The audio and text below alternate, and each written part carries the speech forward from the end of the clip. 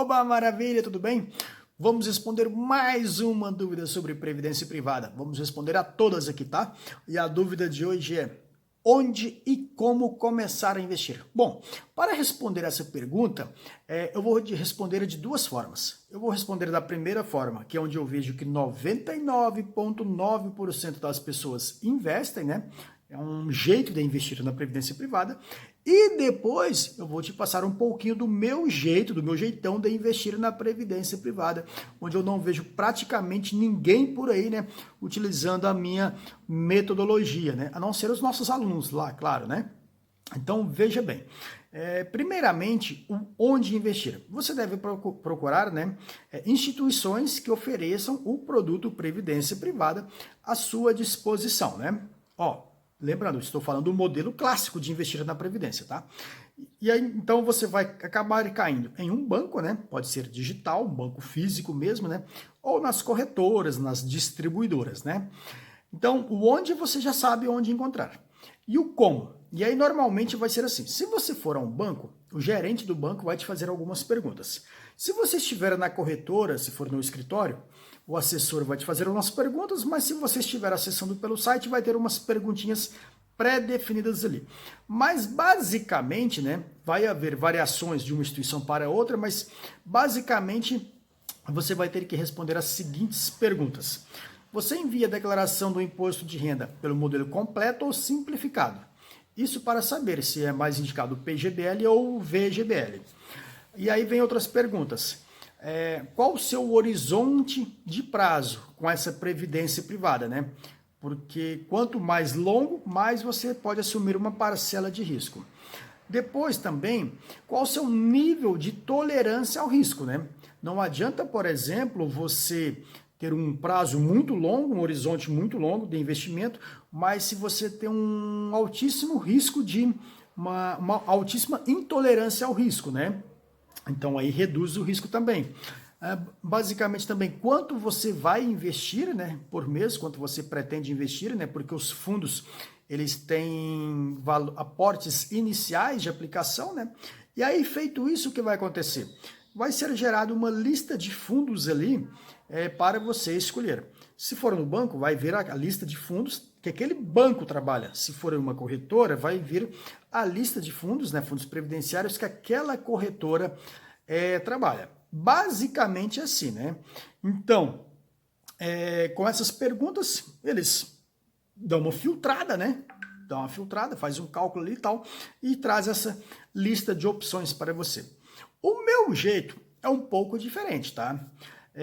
Eu basicamente inverto o processo, né? Primeiro a gente começa entendendo tudo da previdência privada. Tudo, mas tudo mesmo, desde o absoluto zero, né? E aí a gente vai passando por etapas, desde a etapa iniciante, intermediária, avançada.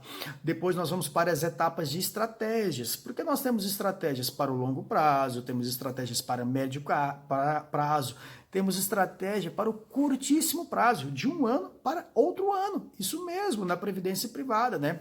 Estratégia assim que nossos alunos estão tendo altas rentabilidades, né? E aí, depois disso, é que eu ensino os fundos previdenciários, tá? Por quê? Porque é mais interessante você aprender a analisar o fundo previdenciário, né? Depois que você já sabe, você tem todo o know-how, todo o conhecimento das possíveis estratégias que você pode executar com a previdência privada.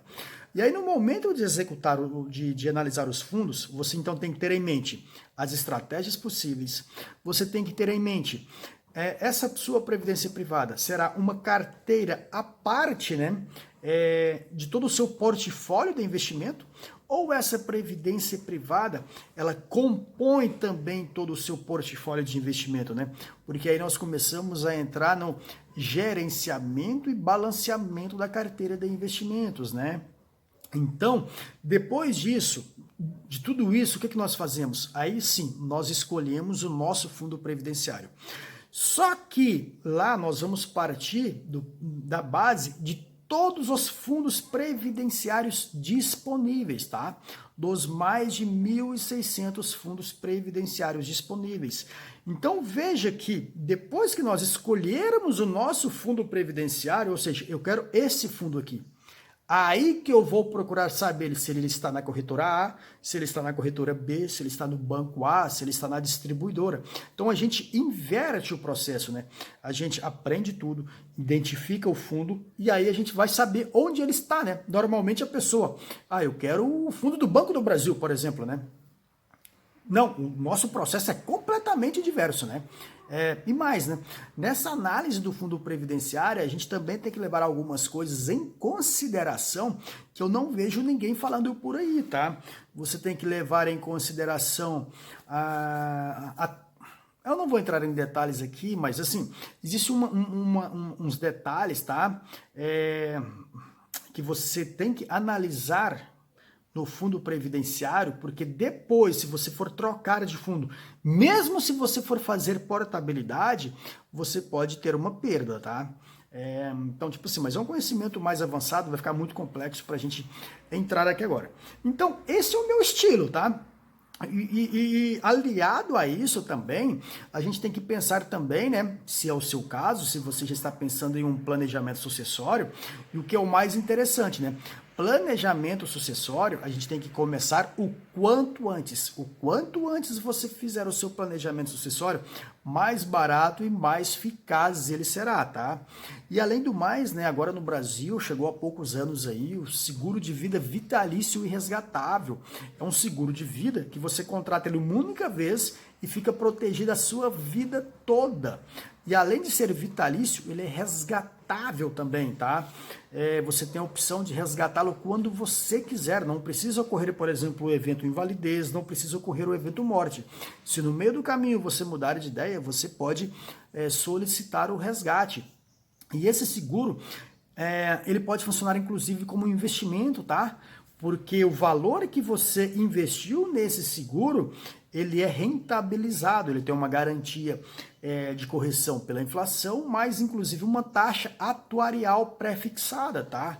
Então, é um excelente instrumento de planejamento sucessório, que inclusive lá nós temos estratégias para utilizar esse investimento, esse seguro inclusive como investimento, tá?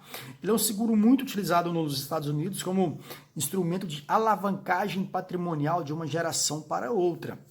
Então, e aí eu também, no meu estilão, né, como eu levo em consideração o planejamento sucessório também, né, aí eu abordo também a questão do seguro de vida vitalício e resgatável, né, e aí a gente tem estratégias de planejamento utilizando a previdência, estratégias de planejamento utilizando o seguro de vida e estratégias, né, com a combinação dos dois, tá joia? Mas, enfim, esse meu jeito, ele dá mais trabalho, eu sei, ele dá mais trabalho, né? Mas ele tende a dar mais resultado também. Mas, enfim, o jeito, o onde e o como, né? Seguindo a grande maioria do consenso aí das pessoas, é isso aí, você procura uma instituição financeira, né? Decide ali se é VGBL ou PGBL, né? Declaração simplificada VGBL, declaração completa PGBL, né? E aí você vê sua tolerância ao risco, se você aceita correr o risco, aí você parte para um fundo de renda fixa, um fundo de renda variável, né? Talvez um meio termo, um fundo multimercado, né?